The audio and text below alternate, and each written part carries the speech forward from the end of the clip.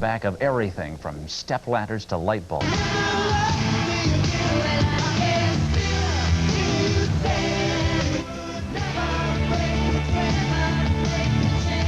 The enduring success of Fleetwood Mac says a lot about the rock group's talent and originality.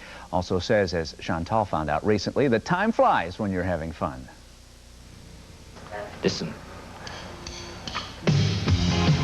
21 years ago, original members John McVie and Mick Fleetwood had no idea they were making history when they coined the band Fleetwood Mac.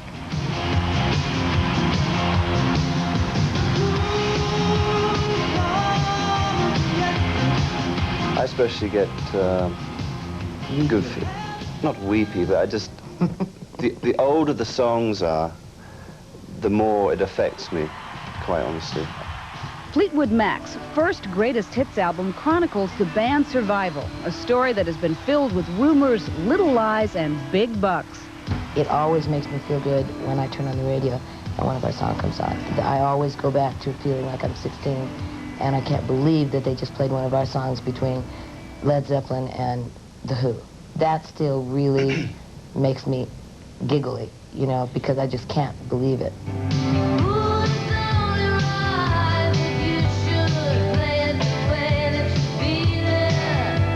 I cannot think of another band besides Fleetwood Mac that the more you change, the more successful you are. It's incredible. It's like you thrive on change. We've always been the kind of band that seems to get away with writing all different kinds of songs, from country to blues to ballads to hard rock to practically, we cover the spectrum musically, you know, and I think that's one of the things that is good and healthy for us, that we've never tied ourselves down to one particular style. Tell me lies, tell me sweet little lies. Fleetwood Mac's ever-changing style probably has something to do with the band's ever-changing personnel. A major change occurred last year when songwriter Lindsey Buckingham left the group. That allowed the rest of the band to go out and do solo projects. We, as a band, have never for one moment mentioned the word breaking up. But from time to time, I think people have, you know, created stories about the band breaking up, or it must be breaking up now. They haven't made a record. A while ago we had a long gap between albums, which was really too long, but it was just circumstance, and everyone... When was that? After the Mirage? After Mirage. So Tango and the Night being the last album before the Greatest Hits package, which we got out now. The Greatest Hits LP not only gives Fleetwood Mac fans a blast from the past, but it's also an opportunity to introduce the band's two newest members, Billy Burnett and Rick Vito. My baby's gonna let me. If I'm good at anything at all, I'm a decent blues-oriented player and a American roots-sounding player, and I think maybe if I can bring a little of that into the sound and blend it with what they already have, that could be very exciting. I loved them for years. I was a huge fan. And about 1981 or so, I started meeting Chris and Mick, and became real good friends with everybody. Mm-hmm.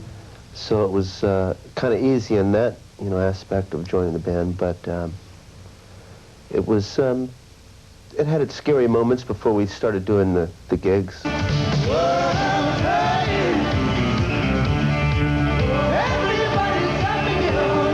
one thing that never seems to change in Fleetwood Mac is the message. Over the years, I have come to the realization that my particular audience believes me, because they know that I'm telling them the truth. I'm not just up there singing. I'm really trying to say something to them. And you know, I was supposed to be a second grade teacher, or a junior high teacher, or a high school teacher, or a college teacher, something kind of teacher. And so I get as much of that in as I can when I write my songs, because that's my only way to do that, is to write it in a song.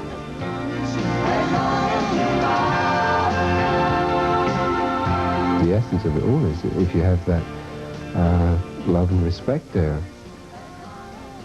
which takes many forms, as long as the basis is there, There's no way you can just suddenly explode and never see or speak to each other again.